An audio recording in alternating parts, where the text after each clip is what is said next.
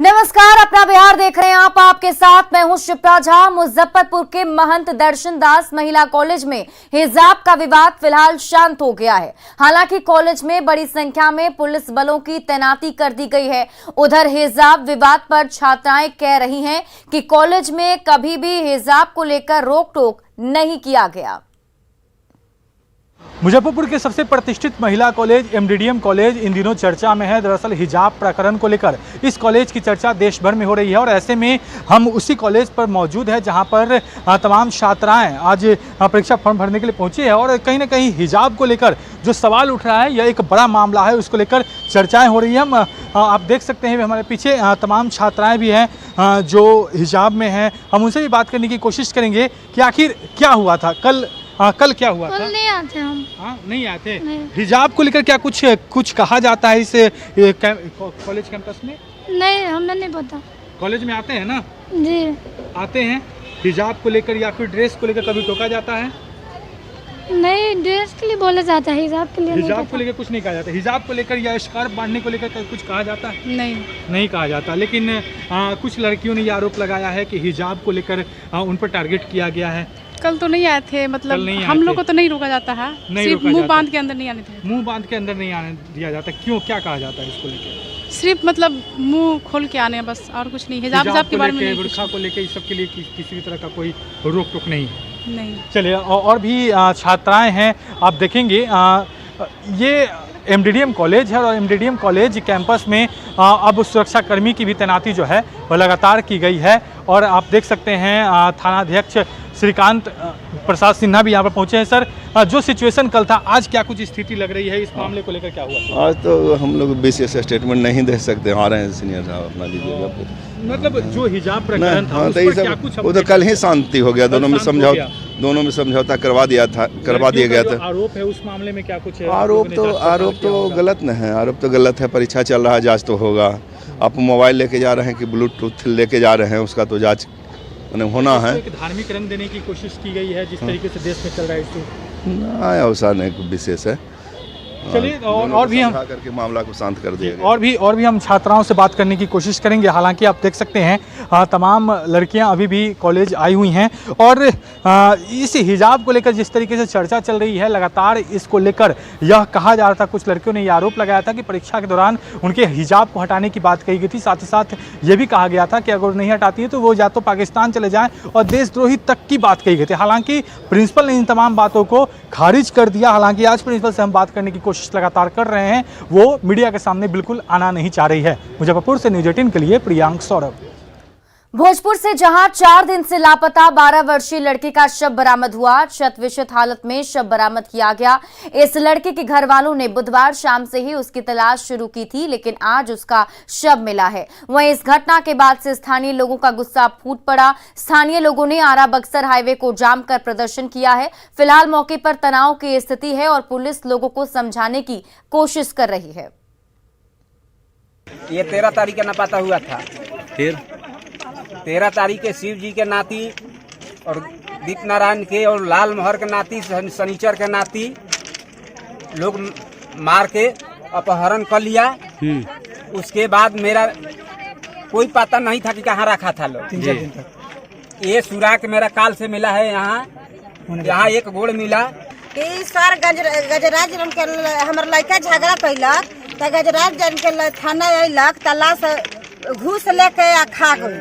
घूस मुजरुम धरा गई तो मुजरुम से कुछ पछ ना कैल कि हाँ तू का कैला का ना। उ कहा था मुजरुम कि हलिया टोला लाश बा। सभी हत्या हुआ सही में, उसका जितना भी तिरस्कार किया कम नहीं है। तो अभी क्या ये लोग क्या मांग है? अभी फिलहाल मांग है कि एसपी साहब आए, तो एसपी साहबों को भेजे थे, सुविधा बुला रहे हैं। इन लोगों को आगे कार्रवाई हम लोग करेंगे और इफेक्टिव कार्रवाई करेंगे, प्रभावकारी कार्रवाई करेंगे। नगर निकाय चुनाव में आरक्षण के मसले पर अब सत्ता पक्ष और विपक्ष आर पार के मूड में है। जेडीयू के पोल खोलो अभियान के बाद आज बीजेपी के नेता पूरे बिहार में आरक्षण बचाओ चुनाव कराओ महाधरना दे रहे हैं। पटना में बीजेपी दफ्तर के बाद महाधरना का आयोजन किया गया, जिसमें पार्टी के सभी सीनियर नेता शामिल हुए। महाधरना में विधान परिषद में नेता प्रतिपक्ष सम्राट चौधरी ने नीतीश सरकार को आरक्षण विरोधी बताया, तो रविशंकर प्रसाद ने नीतीश सरकार पर जानबूझकर साजिश करने का आरोप लगाया। बैठक में बिहार के नेता प्रतिपक्ष विजय सिन्हा ने महागठबंधन की सरकार के खिलाफ जमकर भड़ास निकाली। बिहार में नगर निकाय चुनाव रद्द होने के बाद अब आरक्षण के मामले पर सत्ता पक्ष और विपक्ष आमने सामने है। और सबसे बड़ी बात है कि जिस तरीके से पहले जदयू के द्वारा पूरे बिहार में पोल खोल कार्यक्रम का आयोजन किया गया, अब आरक्षण बचाओ चुनाव कराओ धरना जो है वो बीजेपी के द्वारा दिया जा रहा है। और बीजेपी के तमाम नेता इस वक्त देख सकते हैं बीजेपी कार्यालय के बाहर मौजूद हैं और सब लोग इस नारे से अपनी आवाज बुलंद कर रहे हैं, आरक्षण बचाओ चुनाव कराओ। और तमाम नेताओं के साथ यहाँ पर पार्टी के जो बड़े नेता हैं वो यहाँ पर हैं, दोनों सदनों के नेता प्रतिपक्ष रविशंकर प्रसाद सहित कई लोग यहाँ पर मौजूद। आप लोगों की क्या डिमांड है? देखिए, हम लोग का बड़ा स्पष्ट है कि आरक्षण बचाओ और चुनाव कराओ। नीतीश कुमार जी चुनाव नहीं कराना चाहते हैं, ये परिस्थिति पिछले 8 महीने से बिहार में है और नीतीश कुमार कमेटी नहीं बनाकर ये प्रूफ कर रहे हैं कि हम सुप्रीम कोर्ट से भी ऊपर हैं। तो बिल्कुल देखिए, सरकार के खिलाफ यहाँ बैठ करके तमाम नेता अपनी आवाज बुलंद कर रहे हैं। रविशंकर प्रसाद हैं, वो भी इस वक्त यहाँ पर धरना पर बैठे हुए हैं। उनसे हम बात करते हैं कि आखिर जिस तरीके से सरकार पर आप लोगों का सीधा आरोप है, लेकिन ये भी आप लोग करें कि सुप्रीम तरीके के साथ अपने पूरे। मेरा बहुत सीधा सवाल है, आप कानून से काम करेंगे कि गैर कानूनी काम करेंगे? आपको पिछड़ों अति पिछड़ों को आरक्षण देने का मन है कि नहीं मन है? विजय सिन्हा जी भी इस वक्त यहाँ धरना पे मौजूद हैं, उनसे भी बात करते हैं।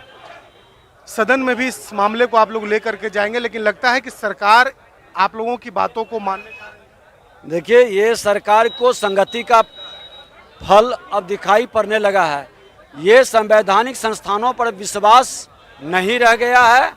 कोर्ट जब निर्णय देती है तो कहता है कि भाजपा के इशारे पर निर्णय होता है, चुनाव आयोग का निर्णय आता है तो उसको भी उन लोग नहीं मानते हैं। आज आरक्षण के मामला पर कई स्टेट में जब चुनाव कराया गया तो यहाँ पर आयोग गठित करके चुनाव क्यों नहीं करा रहे हैं? बीजेपी की मांग है कि सरकार जल्द से जल्द आयोग बनाए और चुनाव कराए। शैलेंद्र, न्यूज़ 18 पटना। और इसी बीच पटना से बड़ी खबर सामने आ रही है। डिप्टी सीएम तेजस्वी यादव दिल्ली रवाना हो गए हैं। कल कोर्ट में उनकी पेशी होनी है, जिसको लेकर तेजस्वी यादव दिल्ली के लिए रवाना हो चुके हैं। IRCTC घोटाले में कोर्ट में पेशी होनी है। आपको बता दें कि कोर्ट ने तेजस्वी यादव को तलब किया है। CBI ने जमानत रद्द करने की मांग की है और इसी को लेकर तेजस्वी यादव दिल्ली के लिए रवाना हो गए हैं। बिहार के पूर्व कृषि मंत्री सुधाकर सिंह का बयान सुर्खियों में है। सुधाकर सिंह का बयान हम आपको सुबह से दिखा रहे हैं, लेकिन न्यूज़ 18 की टीम ने सुधाकर सिंह से उनके बयान के बारे में बात की तो उन्होंने कहा कि वे अपने बयान पर अभी भी कायम हैं। सुधाकर सिंह ने कहा कि बिहार में RJD पूर्ण बहुमत से सरकार बनाएगी, वे किसानों की आवाज उठाते रहेंगे। सुधाकर सिंह से बात की हमारे सहयोगी अमित कुमार ने। जो ये षड्यंत्र है, किसी व्यक्ति विशेष के खिलाफ मेरा बयान नहीं है, व्यवस्था पे सवाल है कि आखिर जो इस देश के नागरिक हैं, राज्य के नागरिक हैं, वो सरकारों के पास याचक के रूप में उपस्थित हैं और जो हमारे जैसे जो राजनेता हैं, जो सत्ता के शीर्ष पर बैठे हैं, वह मालिक की भूमिका में हैं। यह बदलना चाहिए। मैं चपरासी के बराबर था तभी तो मुझे इस्तीफा देना पड़ा। ये तो इससे बड़ा क्या सबूत हो सकता है कि मंत्री को इस्तीफा देना पड़ा इसलिए कि मालिकों की भूमिका थी, मालिक चाहते थे कि हम इस्तीफा दें। ऐसा तो कहीं नहीं था कि मैं कोई भ्रष्टाचार के आरोप में मुझे इस्तीफा देना पड़ा। देखिए, हमने जो तो सरकारों को पत्र लिखा है, सरकार को मतलब पत्र, जैसे कि मैं तो स्वयं सरकार था, अगर मंत्री हूँ तो सरकार ही था, लेकिन हम जो पत्र लिखते हैं वो प्रधान सचिव को लिखते हैं कि इन विषयों को लेकर के वो प्रस्ताव को, ड्राफ्ट को तैयार करे। अब हम देख रहे हैं कि कब तक वो ड्राफ्ट प्रस्ताव तैयार हो जाता है। जहाँ तक मेरी जानकारी है, पिछले 2 महीनों में अभी तो गतिविधि शून्य है इन विषयों पर।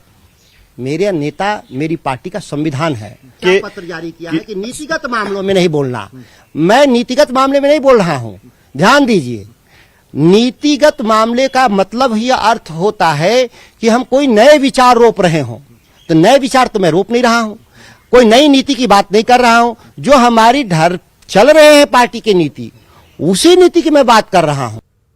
और अब आइए आपको बयान सुनाते हैं जिस पर बवाल मचा हुआ है। दरअसल सुधाकर सिंह कैमूर के चैनपुर में किसानों को संबोधित कर रहे थे, जहां उन्होंने सीएम नीतीश कुमार पर जमकर निशाना साधा। और आजकल के मंत्री तो चपरासी होते हैं, कहने को तो मंत्री है कागज में, लेकिन सरकार की नजर में चपरासी है, रबर स्टाम्प। उधर से सचिव फाइल आ देता है, उधर दस्तखत कर देता है डर से कि मेरा मास्टर नाराज हो जाएगा, फाइल पर दस्तखत नहीं करेंगे।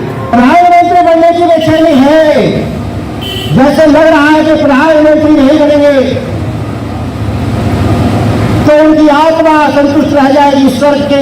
तो कुछ लोगों को लगता है कि प्रधानमंत्री के पद पे जाने का रास्ता, स्वर्ग जाने का रास्ता प्रधानमंत्री के पद से होके जाता है, इसीलिए प्रधानमंत्री बना दो कि स्वर्ग में भी हमको जगह मिल जाए। सुधाकर सिंह के बयान पर सियासी बयानबाजी भी शुरू हो गई है, आप भी सुनिए। देखिए, सबको अनुशासन में रहना चाहिए, चाहे वो कार्यकर्ता हो, एमएलए हो, एमएलसी हो या मिनिस्टर हो, सभी के लिए अनुशासन जो है वो बराबर है। राष्ट्रीय जनता दल के हर एक कार्यकर्ता अनुशासन में रहना जानते हैं। विधायक और पूर्व मंत्री श्री सुधाकर सिंह जी ने ठीक ही कहा है कि नीतीश कुमार का रवैया तानाशाह है और मंत्रियों का हैसियत चपरासी जैसा रखते हैं। हम जब भारतीय जनता पार्टी सरकार में थी तो ये बात बोलती थी तो सभी लोगों को खराब लगता था और नीतीश कुमार बिदकते थे। नीतीश कुमार जी के सुशासन पर सवाल उठाने वाले कितने आए और कितने चले गए? जनता को अटूट विश्वास नीतीश कुमार जी के चेहरे पर है, तभी तो 17 वर्षों से नीतीश कुमार जी को ही मौका दिया है। देखिए, मुख्यमंत्री जी के प्रति सुधाकर सिंह जी की व्यक्तिगत राय क्या है वो जाने, लेकिन इस सच्चाई से कोई इनकार कर सकता है क्या कि आज भी बिहार की जनता नीतीश कुमार जी के विकल्प के तौर पर किसी दूसरे को देखना नहीं चाहती है? अब सुधाकर जी जाने, उनकी अपनी राय क्या है वो जाने। चिराग पासवान ने एक बार फिर रामविलास पासवान को भारत रत्न देने की मांग की है और इस बारे में लोक जनशक्ति पार्टी रामविलास की राष्ट्रीय कार्यकारिणी में प्रस्ताव भी पारित किया गया है। भारत रत्न एक ऐसा पुरस्कार है जो सिर्फ चुनिंदा उन लोगों को दिया जाता है जिन्होंने राष्ट्र के निर्माण में या जिन्होंने राष्ट्र हित में कोई बड़ा योगदान दिया हो। जिस तरीके से समाज के वंचित गरीब वर्ग को मुख्य धारा के साथ जोड़ने के लिए उन्होंने अलग अलग विभागों में रहते हुए ये फैसले लिए, और जिस तरीके से 5 दशक से ज़्यादा 50 साल से ज़्यादा सक्रिय राजनीति में उनका योगदान रहा, 6 प्रधानमंत्रियों के साथ बतौर कैबिनेट मिनिस्टर उन्होंने कार्य किया, लोकसभा में निरंतरता में वो चुनकर जाते रहे, राज्यसभा में भी उन्होंने अपना प्रतिनिधित्व उन्होंने वहाँ पे किया।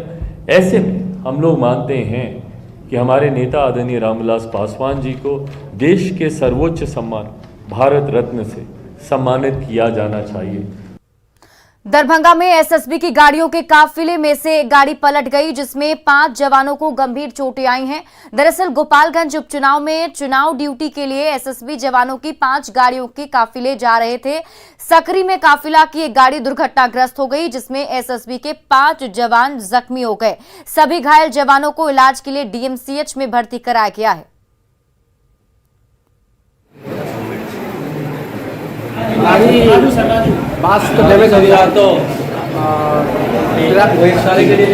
कहाँ से कहाँ तक जा रही थी ये गाड़ी? पटना से लेके जाएगा गोपालगंज।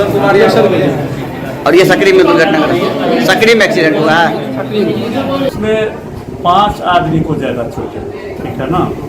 एक आदमी के आँख में भी है, एक का शायद हड्डी टूटा हुआ है, और लोग जो है उनको हल्का फुल्का चोट है, उनका दर्द की सुई उनको दे दी गई है। इन लोगों को स्टेबल करने के बाद उनका भी इलाज कर दिया है। कोई वैसी चिंता की बात नहीं है किसी। वैशाली में अवैध शराब के धंधे का खुलासा हुआ है। लालगंज थाना से महज 500 मीटर की दूरी पर मिनी शराब फैक्ट्री को उत्पाद विभाग ने पकड़ लिया। टीम ने शराब बनाने के कई उपकरण भी मौके से जब्त किए हैं। शराब पता चला सूचना के माध्यम से बताया गया और तो जो है थाना के भी अति हुआ था, तो हम लोग आए हैं। और वैशाली से बड़ी खबर आपको बता दें, जहां शराब तस्करों के नए कारनामे सामने आए हैं। शराब तस्कर ट्रक पर लदे पाइप की आड़ में शराब की तस्करी कर रहे हैं। सरकारी योजनाओं में इस्तेमाल किए गए ट्रक से पाइप लाए जा रहे हैं, लेकिन उसी ट्रक में तस्करों ने तहखाना बना दिया है, जिसमें शराब की पेटी रखी हुई मिली। पुलिस ने बिठौली के NH 22 पर जांच के दौरान 361 कार्टन शराब जब्त किए। जब्त शराब की कीमत करीब 40 लाख रुपए बताई जा रही है। फिलहाल पुलिस ने ट्रक ड्राइवर को गिरफ्तार कर लिया है और पूछताछ की जा रही है। सीतामढ़ी में पर्यटन को बढ़ावा देने के लिए सरकार पैसे तो खर्च कर रही है, लेकिन राशि का जमकर बंदर बांट हो रहा है।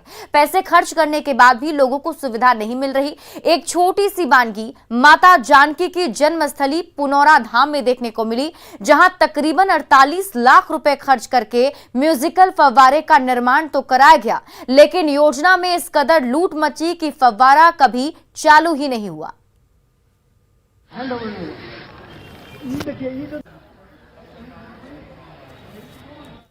सिवान में लगातार डेंगू अपना पांव पसार रहा है, तो कई लोग वायरल फीवर और टाइफाइड से ग्रसित हो गए हैं। सिवान में सरकारी आंकड़े की अगर बात की जाए तो 12 लोग डेंगू से ग्रसित हैं, तो वहीं कई लोग वायरल फीवर की चपेट में हैं। लगातार बढ़ रहे मामले के बावजूद जिला प्रशासन लापरवाह बना हुआ है। मोहल्लों में साफ सफाई भी नहीं हो पा रही और ना ही फॉगिंग की जा रही है। क्या है सिवान की स्थिति, बता रहे हैं हमारे सहयोगी मृत्युंजय। नगर में भी जहां पानी जमाव हो रहा है, जहां खुले में, उसके लिए भी हम लोग उपाय कर रहे हैं बारी बारी से। जहां भी हम लोग खुद देख पा रहे हैं उसको करवा रहे हैं, और जहां सूचना मिल रही है उसको त्वरित रूप से कार्रवाई करते हुए वहां पर भी उसको पानी वहां से हम लोग रिमूव करवा रहे हैं। और हम लोग की कोशिश यही रहेगी कि जहां पर भी जो आवश्यकता रहे, जो त्वरित कार्रवाई करना पड़े, वो हम लोग करेंगे, ताकि शहर को जो है डेंगू के प्रभाव से मुक्त किया जा सके। दिवाली पर भले ही बिजली के बल्बों का क्रेज बढ़ा हो, लेकिन अब भी हर घर में मिट्टी के दिए जरूर खरीदे जाते हैं। लक्ष्मी और गणेश की पूजा के लिए दिए ही जलाए जाते हैं। इस बार दियों की कितनी डिमांड है, ये जानने की कोशिश की हमारी सहयोगी विनीता मिश्रा ने। का त्योहार आते ही मिट्टी के बर्तन, दिए कहीं ना कहीं हमारे मन को भाने लगते हैं। ऐसे में जो कुम्हार है वो भी अधिक संख्या में दिए और मिट्टी के बर्तन बनाने लगते हैं। ऐसे ही कुम्हार से हम आपको आज मिलवाएंगे कि आखिर इस दिवाली क्या कुछ है उनकी तैयारी। ये देखिए, मिट्टी के जो दिए हैं वो बन रहे हैं, क्योंकि दीपावली आने वाली है। दीपावली के दिन पूरे घर को मिट्टी के दिए से सजाते हैं और पूरा घर हमारा जगमगाता है। और ये जगमगाहट से पहले जो तैयारी है वो भी दिख रही है, कैसे जो दिए हैं वो बनाए जा रहे हैं और इनकी दिवाली कैसी होगी, हम इनसे बातचीत भी करेंगे। क्या नाम है आपका? मनोज कुमार। मनोज जी, कितने सालों से आप ये दिए बना रहे हैं? हो गया 15-20 साल। 15-20 साल। इस साल की दिवाली कैसी लग रही है, कैसी होगी, कितने दियों की डिमांड होगी? डिमांड होगा इसलिए कि बरसात भी काफ़ी रहा है और लोगों को दिया कम बना है।